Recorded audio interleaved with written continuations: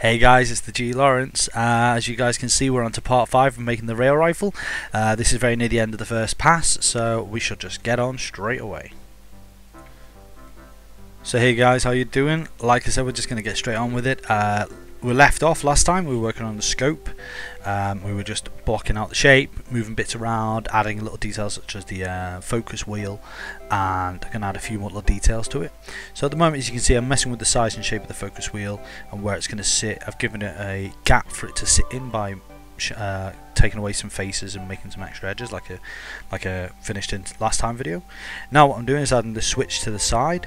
It's an electric powered scope, so the switch turns the crosshair red light or whatever on and off, but it's just a little detail that I throw on there, just like a little actual kind of traditional style switch. Instead of there being like a subtle switch, it's quite a big fat obvious switch.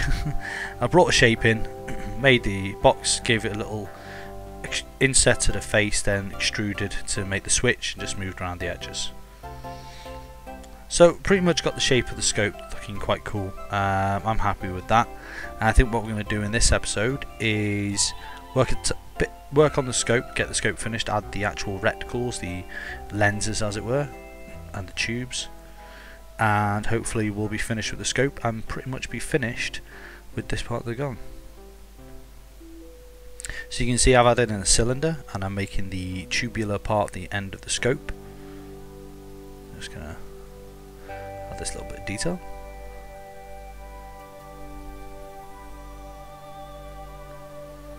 There we go. This is the lens at the end, trying to give it like a roundness to it. There we go, simple. So basically created a cylinder, inset the face, beveled, added edges, added another inset, and then of course gave it like a dome effect so that it actually looks like a rounded off kind of lens as it were. I've then added a edge down the tube, and then from the edge I've created a extrude inwards to give it a kind of middle chamfer, like a actual crease, as if it was two pieces joining. So I've enlarged the end of it, bringing it out, scaling it out by adding an edge in the middle, then scaling out the end, and now I'm doing the lens on the back. So we've done the front of the scope, the large lens, and this is the back of the scope, the smaller lens which you would look down. I hope you guys have been enjoying this video. I'm really glad to see how many likes I've had and how many people have actually watched the videos and continually followed me. I'm really grateful for all your support, guys. It's really good. There is a lot more to come. This isn't the, I'm not going to finish here. There's a lot more detail to be added. As you can see, I'm working a bit more on the scope there, again adding a dome, adding edges, chamfering. If you haven't seen my other videos, please don't forget to check them out. They will be in the description below. So I've added two edges there, and I'm going to add a crease in those edges just like that, and I'm just adding a bit of shape to the scope. But then I kind of decide, I think I'm not too sure about that, so I don't think I keep that in the end actually. Yeah, but I keep the creases and just change the shape slightly, so it adds something extra to it. So add all those bits together, make them grey as always, and there we have the actual scope. What I'm going to do is I'm going to move it around a bit, change the shape slightly, add some edges.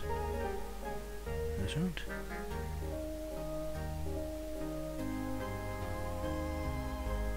So we're going to extrude some faces, and I'm going to make the gap for the wheel a bit bigger because I don't feel like it was big enough as it was. So there we go. So make the gap a bit bigger, so it's a bit more. There's a bit more shape to it, and the wheel can maybe be a bit bigger as well. But like I was saying, guys, this is only the first pass of the weapon. This is kind of the way I do things. You can do it differently. I was just designing it from the blueprint, trying to think of the kind of, this is kind of my boxing out the model as it were. After what we're going to do here, I did a basic box block out, and this is me basically working on the high poly, and what I've done here is kind of got all the shapes sorted, and then I'm going to use a lot of sub D. I'm going to give it a lot more detail in places, and then what I plan to do is I might be taking it into ZBrush as well and working on it in ZBrush, but that is completely up to what you guys think, of course.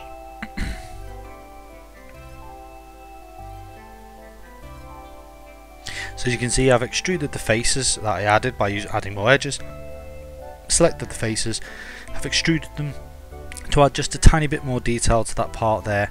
Not a lot, but at least it's not just looking as though that wheel is just kind of sat inside the body of the scope for no reason. I'm actually adding a kind of extruded piece to make it look like it's supported, in a manner of speaking. So the shape's looking really good. I'm really happy. I'm going to make it a bit more rounded on top there because I feel it's a bit too square. I think that it's looking really good. I like the way the scope sits on the rifle. Looks nice. Okay, so the next part we're going to work on is the actual mount. Now the scope isn't mounted on any fancy rail or anything, it's mounted directly to the rifle. So instead of some fancy rail, we've just gone with a basic mount, which is going to be like a clamp with little screws in. And this is going to be created using a box underneath, which I will again later on make it look a little bit more fitted. But a box with I'm going to extrude faces out and pull them down and create those two side parts. So let's add some edges in and move those across. Add edges in that side, move them across. Oh, I was lucky I got them right straight away. That's quite good. So I'm going to extrude. Ooh. Add an edge down the middle, of course. So basically what I'm doing here is I've decided to make one half again and symmetry over. So I've got the one half and I'm going to create the shape. So I'm going to create those edges. I'm going to select the faces, extrude them out, not too far, only going to come out slightly, and then extrude down the pieces that would sit on the side of the gun that would clamp it to the actual body of the gun. We'll give this a lot more detail, as I say, later on. This is going to be the last video for this week. I may upload a video tomorrow night, depends if I have time, but this is the last part of this section. If you could let me know in the comments, guys, if you want to see more. I really am appreciative of the support, and it'd be really cool to see your comments and see what your thoughts are. If you like the way the model's looking, let me know. If there's something extra you think I should add or something I should take off, let me know. I'm always happy to get criticisms. I'm not really giving you a talk over anymore of what I'm doing, because from previous videos, if you've watched, then you'll see what I'm doing. I will do a lot more description when I go into the more of the depth of the next model, of course. Well, the next part, sorry, not next model. When I start adding a lot more detail. Like I say, I want to try and take it into ZBrush and add a few nice little hard surface details and stuff. I know you can do a lot of hard surface in Max, but I'm trying to get used to ZBrush and the workflow, of course. But what we're going to do after this is make sure I work a lot more on this on the sub D, take it out of Max, put it into ZBrush, have a play with it in ZBrush, bring it back to Max, take what I've done, try and build a low poly box model over the top, which will more than likely be this but a lesser version. Try and lod it up, try and change the detail a bit. I've of course got to create different LODs, so I've got to create LOD 1, 2 and 3, so you'll actually get to see me work on my LOD process and making the LODs and making them look right from a distance. But for now, the scope looks nice. I think the rifle's looking good. I'm just having a mess around, kind of deciding how it looks, thinking about how it looks, and well, in general, just trying to get a good shape to it. I'm pretty happy with the way it's come out. I think so far it's looking, well, brilliant in my mind. I'm happy with it, of course. I hope you guys think it looks good as well. So what we're going to work on now that the scope and everything's finished, is the handhold. Now, of course, this is the part in which the gun, which is the grip. Now, I have some design ideas for this, because at the moment I don't feel as though the grip fits with the gun. I kind of put it on thinking, oh, where's the person going to put his hand, and kind of just put this kind of big fat rubber style grip on the front. But I do have some different ideas, but I want to see what you guys think. I want to see your comments. What do you think I should do for the grip? Should I change it, or should I leave it as is? Should I make it wood, or should I make it metal? What should I do? A friend of mine suggested it could be used for where the battery would go to power the gun, because I've yet to put a battery on the gun that would power the electromagnetic rail. But I want to hear what you guys should think. Should I make it smaller, bigger?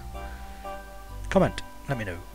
So as you guys can see, I've made a simple box, added edges, moved the edges around, changed the shape slightly, and it's a bit round. It's not the most complex part of the gun, as it's just like a rubber hand grip. It's nothing superb, but I do plan on adding or changing it slightly later on with more high poly work to it, more sub D, and maybe adding to it a bit with ZBrush. So I'm moving this into place now, changing the shape ever so slightly,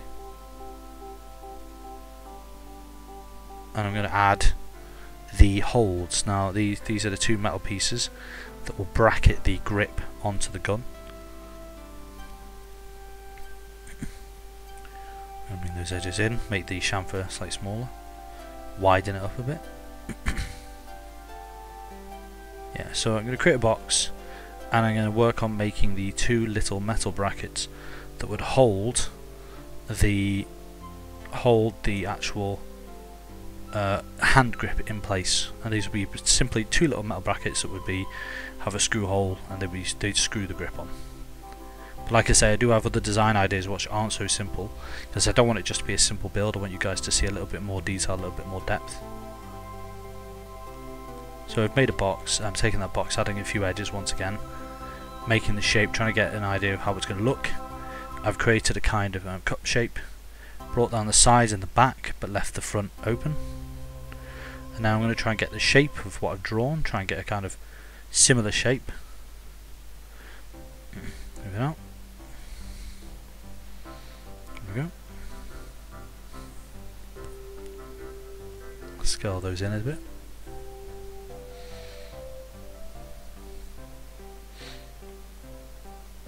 It's a really bad habit, I've got to stop that. Adding edges where it's not necessary at the time. But like I say, I will do a lot of cleanup that you guys will get to see. I won't make all the videos cleanup videos, but you'll see me cleaning up my mess, and you'll see where I've made mistakes, and where I know I've made mistakes, and I'll correct them, of course. And as you can see, I'm adding these brackets to the grip for where the grip is going to fit neatly on the gun and be held in place by two brackets and screws. There's no point, of course, making two. I could just make one and then copy it over, because they're exactly the same. So again, I've symmetried. It's a brilliant tool, especially with something like this, which is symmetrical. Only one or two things on this gun which are different, so I need to be careful when I do symmetry things over that I don't just ruin what I've made. So I like the look of what I've made. I think it looks pretty cool. Gonna copy it over, move it over to the other side, and just place it in there. Oops. Sometimes trying to get the gizmo can be annoying. So I'm going to attach the grip and the brackets. See, I think that looks pretty good as a grip, but I feel as though I could add a little bit more to it maybe. So I think we're at a good point there that we're going to add a bit more detail to the side of the gun. Now, as you guys know, this is going to be a weapon that I want to try and put into Team Fortress 2. As you guys can see, we've got the magazine, we've got the trigger and everything like it's a real gun, but of course we need somewhere for the bullets to come out. So what I've created here is I'm adding a few faces on the side to the panel. I've inset, I've extruded, I've beveled, and then I'm creating another bevel to create what would be called the breech, and this is where the shell would eject after the round's been fired, and once you cock the gun, the shell would eject from here and be expelled from the gun. Simple as. Now, of course, people are going, no, but it's meant to be a rail rifle, it's not meant to be a gun.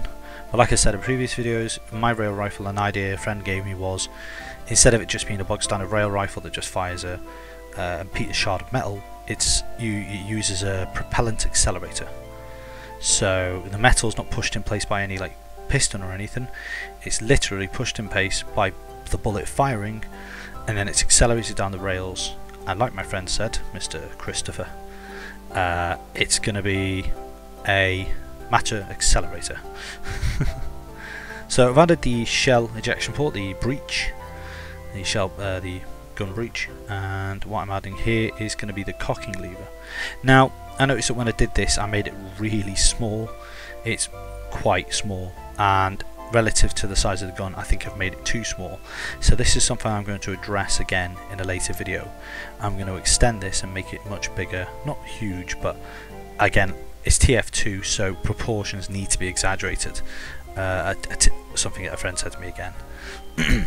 So I've switched the views over from left to right side so I can do this, and what I do here is I'm going to be creating the plate in which the cocking lever would sit. So as you guys can see, we've got the plate here, and the first time I tried it I made a little mistake, and of course I've used the magic of editing to remove that mistake so you guys don't see it, because it was a silly mistake. But basically what I did was create a plane. I've put the plane in place and I'm using the cut tool just to cut the shape into the plane of what I want, just the basic shape. I'm not worried about what it looks like straight away. I know what it looks like, so I want people in the comments to be as polite as they can, but if anyone uses their filthy mind. So what I've created is the cocking handle space in which there's a plate made from a plane, and I've cut into that plane using the cut tool, and I've made the shape of what I want, and then I'm moving the shape around to kind of get more of the shape I want, so it's a lot neater instead of the mess that it was. Added some edges. I'm going to neaten those edges up, of course. Just clean up add some edges in the right place.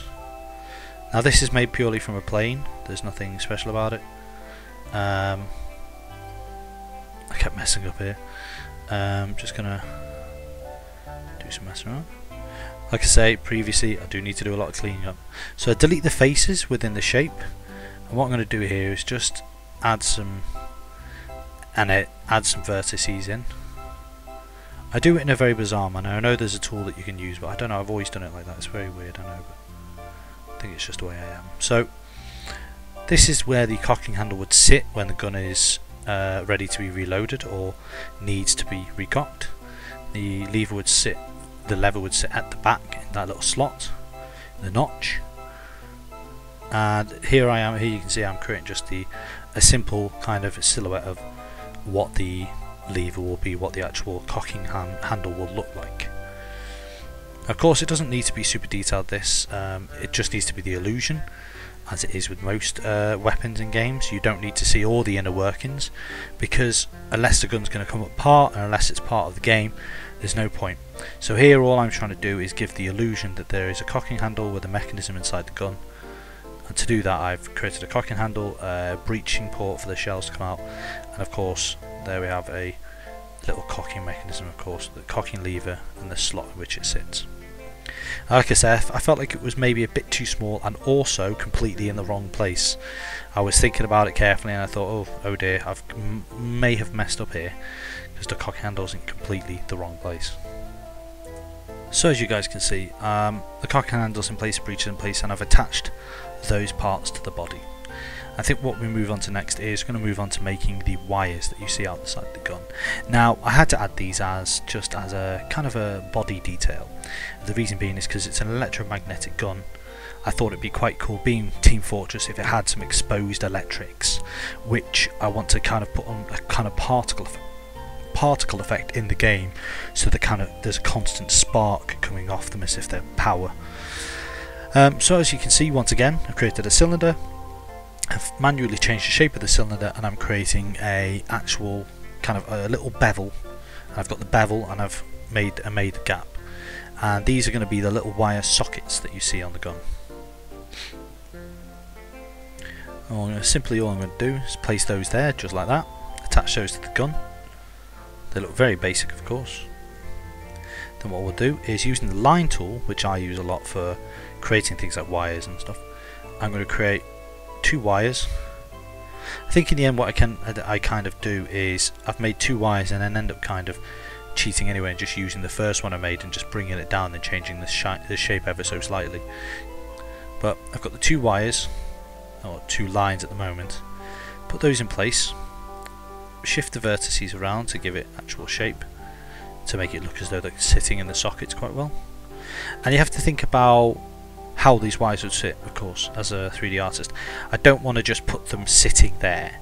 I want to make it look as though they're hanging, as though the wire, it's got a bit of weight to it. So instead of just having it go from one side to the other quite just static, you can see I've given it a slight hang, as though it's actually hanging outside the gun.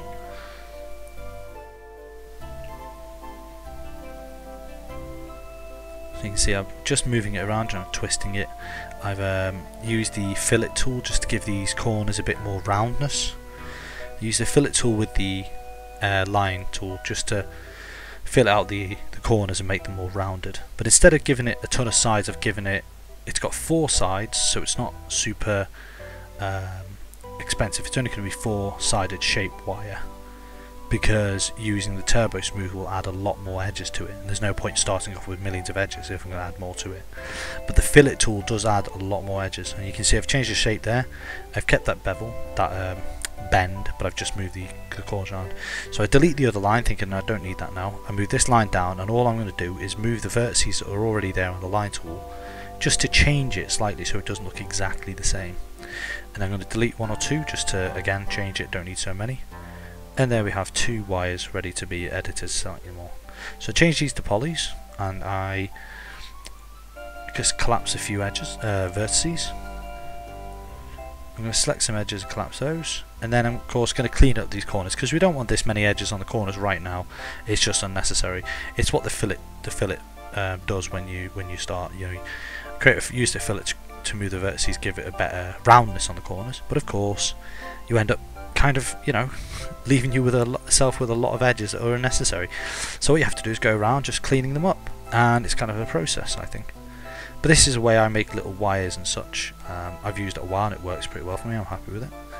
If you think there's an easier way of doing it, let me know. I'm always happy to hear of techniques other people have found that are useful. This is how I do things.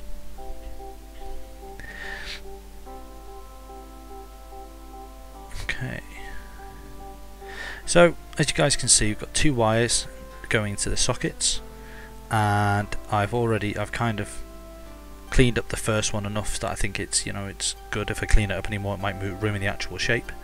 And now onto the second wire, which I copied but altered slightly. I'm now going to clean this one up, of course. Collapsing edges, selecting edges selecting them individually, because using the dot loop, there's not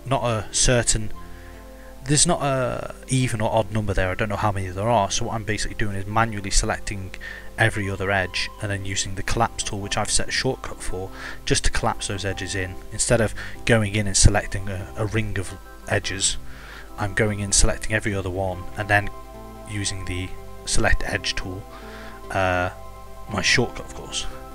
So we've selected the colour from the material that I pre-set up, and what I've basically done is just applied that material to the whole model. And what I'm going to do is give each piece an individual colour from this selection of colours that I've got. I have the material open in another window, so I know the multi-sub, I know which material is what number, and I'm basically just selecting faces and then giving those faces an ID equivalent to the colour that I want. And what this does, it gives me a bit better idea of how it would look with a bit of colour on. It's really simple. It's not a fancy texture or anything. It's literally just put colours from in a material, max material, and then I'm kind of just applying it to the model in different places just to kind of get an idea of what I could do. So I've got a few colours I'm using, which are greys and blacks and metal colours, as well as red and blues, of course. The red and blue, of course, is in dedication of Team Fortress, as you know, for which the game is designed for. As you can see, I'm just going around selecting all the objects. It's quite simple, and then changing the colours. Some things I have had to select individual faces for, but here, as you can see, for the inside of the breeches, I'm selecting the inside face and then changing that to black, so it's not so obvious. Give that a brown colouring. That's the rail at the front, the muzzle cover, the gas tube holding, the fluted gas tube as well has to be changed. So there we go. It's gas tube colour. Change these little metal brackets. There we go. Maybe change that, yeah. So what we've done is we've got the colours all set up. We've got the rifle pretty much finished off, and I can do my next phase, in which you'll see me work a lot more on sub D. I'll select parts of the gun, and the video will be pretty much spent on me making that part of the gun a lot more high def. So all I can say, guys, is thank you for watching the first 5 episodes of this series. Hope you guys have enjoyed it. I hope you guys keep watching.